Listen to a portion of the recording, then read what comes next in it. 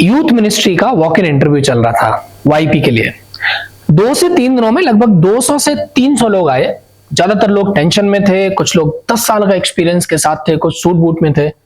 कई बार जब वो इंटरव्यू से बाहर कोई निकलता तो हर कोई उससे पूछता क्या पूछा क्या पूछा। और दूसरे दिन मेरा नंबर आया। लगभग 15 से 17 मिनट का इंटरव्यू चला। 4 लोग पैनल में थे और जो डायरेक्टर साहब थे पैनल में, उनका एक बीच में कॉल भी आ गया 5 मिनट के लिए। लेकिन 3 दिन बाद मेरा अपॉइंटमेंट लेटर आया। मैं बात कर रहा हूं 2023 में G20 के दौरान मिनिस्ट्री ऑफ यूथ अफेयर्स ने 10 वाईपी के को वॉक इन इंटरव्यू के थ्रू सिलेक्ट किया था, राइट। सो आज मैं आपसे एक बहुत ही रियल और प्रैक्टिकल एक्सपीरियंस शेयर करने वाला हूं वाईपी इंटरव्यू का। मेरा नाम विनय है और मैं मिनिस्ट्री ऑफ यूथ अफेयर्स के साथ वाईपी के तौर पे काम कर चुका हूं। मिनिस्ट्री ऑफ एजुकेशन के साथ भी यंग प्रोफेशनल रहा और मिनिस्ट्री ऑफ हेल्थ में कंसल्टेंट के रूप में मैंने काम किया। सो ये वीडियो मैं आज क्यों बना रहा हूं? ये वीडियो इसलिए बना रहा हूं क्योंकि ऐसा ही कुछ सिनेरियो फिर सामने आया। मिनिस्ट्री ऑफ यूथ अफेयर्स ने ब्रिक्स के कॉन्टेक्स्ट में, क्योंकि इस साल ब्रिक्स का प्रेसिडेंसी इंडिया के पास है, वाईपी को वॉक इन इंटरव्यू के थ्रू सिलेक्शन का एक नोटिफिकेशन जारी किया है। 5 से 7 मई में सिलेक्शन है। लेकिन इसको छोड़ भी दें तो वाईपी के ओवरऑल बाकी दूसरे मिनिस्ट्री के इंटरव्यू के लिए भी इस वीडियो का प्रेफर कर सकते हैं। ओके, सो इस वीडियो में हमको यह समझना होगा कि कैसे आप इस तरह के वॉक इन इंटरव्यू में, आप किसी भी वाईपी इंटरव्यू में प्रिपरेशन करके जा सकते हैं। और मैंने खुद मिनिस्ट्री ऑफ यूथ अफेयर्स में कैसे इस वाईपी इंटरव्यू को क्वालिफाई किया, मैं अपनी जर्नी के थ्रू आपको क्वेश्चंस कैसे प्रिपरेशन करना है इसमें आपको लेके जाऊंगा। तो ये वीडियो केवल गाइडेंस नहीं है, ये मेरे रियल जर्नी की लर्निंग है। ओके, तो शुरू करते हैं। सबसे पहली बात है कि वाईपी रोल है क्या, यंग प्रोफेशनल क्या होता है। अगर सिंपल लैंग्वेज में मैं समझाऊं तो यंग प्रोफेशनल वो यंग टैलेंट है जिसे गवर्नमेंट हायर करती है प्रोग्राम्स के एग्जीक्यूशन, कोऑर्डिनेशन, कम्युनिकेशन, प्लानिंग और डिलीवरी के लिए। यानी कि सरकार को यंग ब्लड चाहिए सिस्टम में, जो कि सिर्फ रोल नहीं है वाईपी का, राइट, जो ग्राउंड पे जाके कोई भी स्पेशल इवेंट लाइक G20 है, कोई नेशनल प्रोग्राम लॉन्च हुआ, कोई यूथ का एंगेजमेंट है, ब्रिक्स अभी चल रहा है, उन सब के लिए कोऑर्डिनेट कर पाए और प्रोग्राम को एग्जीक्यूट कर पाए, राइट। तो जो यंग, डायनामिक, फास्ट लर्नर और क्लियर कम्युनिकेटर है वो सरकार को चाहिए होते हैं। अब हम समझते हैं कि ये मिनिस्ट्रीज क्या देखती हैं, राइट। आपका 3 दिन का इंटरव्यू, 5, 6, 7, बहुत सारे लोग आएंगे, आप कितना भी प्रिपरेशन करके जाओगे 50% कॉन्फिडेंस आपका डाउन हो जाएगा वहां जाते ही, क्योंकि आपको दिखेगा कि कोई सूट बूट में है, कोई 10 साल का एक्सपीरियंस है, कोई ऑलरेडी वाईपी के रूप में काम कर रहा है, कोई कहेगा कि यार यहां तो जुगाड़ चलती है, कोई कहेगा कि तो ऑलरेडी सिलेक्टेड है, रेफरेंस है, ऑल ऑफ दिस। लेकिन मैं अपने एक्सपीरियंस से आपको बता सकता हूं कि मिनिस्ट्री क्या देखती है, कैसे आपको प्रिपेयर करना है, राइट। मिनिस्ट्री आपको समझती है, आप कौन है, आपका बैकग्राउंड क्या है। सबसे इंपॉर्टेंट है कि आप इस रोल के लिए रिलेवेंट क्यों है, राइट, ये वो समझना चाहते हैं इंटरव्यू के थ्रू। सो यहां पे आपको अपना पूरा जीवन इतिहास बताने की जरूरत नहीं है। आपको अपना एक इंट्रो, आप जो कि क्रिस्प रिलेवेंट होना चाहिए, वो आपको यहां पे समझाना है। दूसरा, आपके एक्सपीरियंस के बारे में, आपने क्या किया है, आपने एजुकेशन क्या किया है, काम क्या किया है, क्या आपने गवर्नमेंट के साथ काम किया है, नहीं किया है तो क्या आपके पास गवर्नमेंट का अंडरस्टैंडिंग है, क्या आपने कोई इवेंट या कोऑर्डिनेशन हैंडल किया है, प्रेशर में काम किया है कि नहीं। यहां सिर्फ आपको लिस्ट नहीं बनाना है कि मैंने ये सब किया है, आपको यह बताना है कि काम जो आपने किया उससे आपने क्या सीखा और वो इसमें कैसे रिलेवेंट है, राइट। और तीसरा एरिया आता है कि आप जॉब रोल और मिनिस्ट्री के बारे में समझते हैं कि नहीं समझते। ओके, सो आपको, क्योंकि आप मिनिस्ट्री में जा रहे हैं, जो असाइनमेंट आपको दिया गया है वो आप समझते हैं कि नहीं। For an example, ministry of youth affairs क्या करती है, ब्रिक्स क्या है, यूथ एंगेजमेंट का रोल क्या है ब्रिक्स में। ओके, अगर आपको प्रोग्राम प्लान करना पड़ा तो आप कैसे प्लान करोगे। ओके, और आखिर में आपके पर्सनालिटी को समझने की कोशिश करते हैं। पर्सनालिटी में क्या, confidence, communication, clarity, quick grasping और प्रेशर हैंडलिंग, ये सब बहुत इंपॉर्टेंट है, क्योंकि आप इस रोल में ऑफिसर्स, सीनियर ऑफिसर्स और कभी कभी इंटरनेशनल स्टेक होल्डर्स के साथ भी काम करने वाले हो, राइट, क्योंकि ब्रिक्स का रोल ही वैसा है या मिनिस्ट्री ऑफ यूथ अफेयर्स का रोल ही वैसा है। ओके, सो अब मैं बताता हूं कि इंटरव्यू आपसे क्या पूछ सकते हैं। इन्होंने मेरे से क्या पूछा उस 15 से 20 मिनट में, और आपसे इंटरव्यू में क्या पूछ सकते हैं। ओके, सो मे बी आपका इंटरव्यू शुरू होगा, हर एक इंटरव्यू यहीं से शुरू होता है, tell us about yourself. Okay, आप अपने बारे में बताइए। फिर वो हो सकता है कि आपसे पूछे कि भाई आप ये रोल क्यों चाहते हैं, है ना।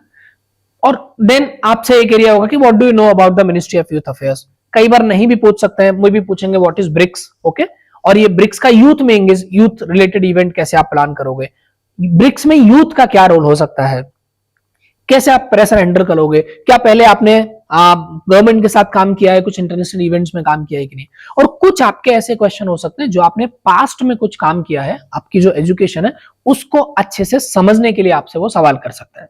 ओके, सो मेरे से जो उन्होंने सवाल किया था इंट्रो के अलावा मेरे काम के आधार पर उन्होंने पूछा था आप कैसे करोगे, आप प्लान कैसे करोगे, G20 को, U20 क्या है, U20 को कैसे आप देश में ले जाओगे।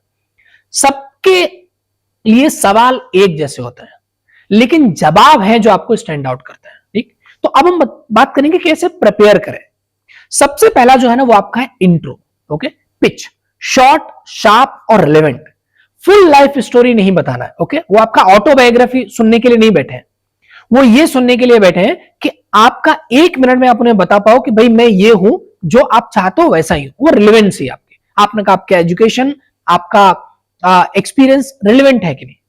दूसरा एरिया आपका मिनिस्ट्री और ब्रिक्स और जो भी चीजें जो भी आप दूसरे के लिए दे रहे हो तो दूसरा, ओके। सो अपने स्टोरी को आपको एक तो रिलेवेंट बनाना है, दूसरा मिनिस्ट्री के बारे में समझना है, ब्रिक्स के बारे में समझना है, एकदम शॉर्ट और क्रिस्प, ओके। सबको पता है कि यही सवाल आने वाले हैं, उन 200 लोगों में से सबने सबके आंसर दिए, लेकिन कैसे आप स्टैंड आउट करके वो करते हैं, और उसका सबसे बड़ा रामबाण है मॉक इंटरव्यू।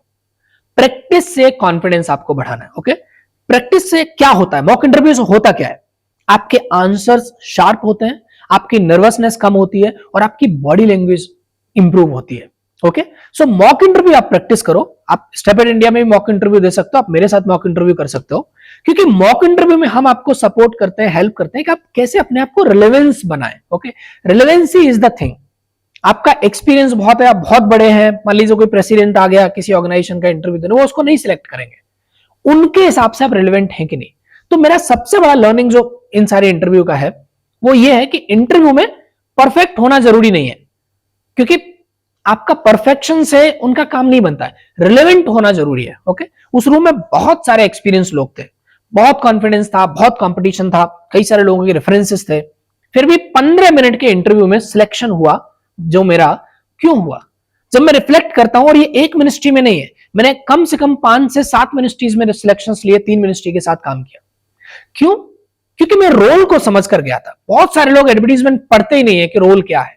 मैं अपने एक्सपीरियंस को रोल के साथ कनेक्ट करके गया था और मैं कामली आंसर दे रहा था।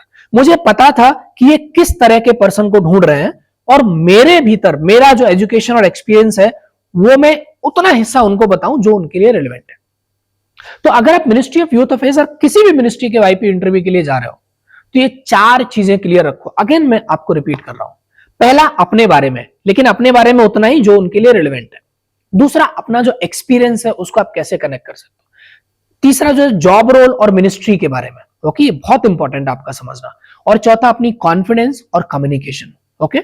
और सबसे इंपॉर्टेंट, ये सब आप अपने दिमाग में रख सकते हो, लेकिन प्रैक्टिस कम से कम 4 से 5 बार आप मॉक इंटरव्यू से प्रैक्टिस करो, क्योंकि जो लोग प्रैक्टिस करते हैं, मॉक इंटरव्यू करते हैं और अपना इंट्रो पॉलिश करते हैं, अपना आंसर्स पॉलिश करते हैं, उनके चांसेस डेफिनेटली बढ़ जाते हैं, राइट। उसका कारण क्या है? कारण यह है कि हमारे दिमाग में जवाब तो बहुत सारे होते हैं, लेकिन वहां जाते जाते 50% तो आप अंडर कॉन्फिडेंट हो जाओगे भीड़ को देखकर, और 50% आप अंडर कॉन्फिडेंट हो जाओगे अंदर जाके इंटरव्यूअर को देखकर। इसलिए आप अपने आप को तैयारी करिए। पहले आप समझिए, जैसा मैंने बोला, इस पर्टिकुलर रोल के लिए अगर मैं यूथ अफेयर्स की बात करूं, they need a young dynamic person who is confident and has a understand कि वो जो काम करवाना चाह रहा है उसका अंडरस्टैंडिंग है आपको, और आप वो काम कर सकते हो। थ्रू आउट पूरे 15 से 17 मिनट में आपका हर जवाब ये सपोर्ट करना चाहिए कि भाई whatever you are looking, I am the person, whatever you are looking, I am the person, everything, okay.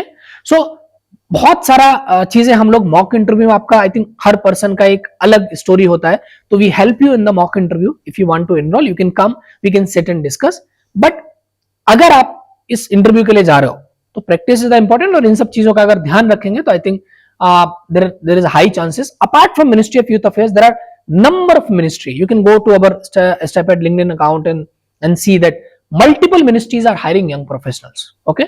और इसमें बहुत सारे लोग ऐसे हैं जो तैयारी करके जा रहे हैं जिनके पास एक्सपीरियंस नहीं, आप उसको कैसे आर्टिकुलेट कर सकते हैं, ये भी बहुत इंपॉर्टेंट है। तो वो हम मॉक इंटरव्यू के थ्रू आपको सपोर्ट करेंगे।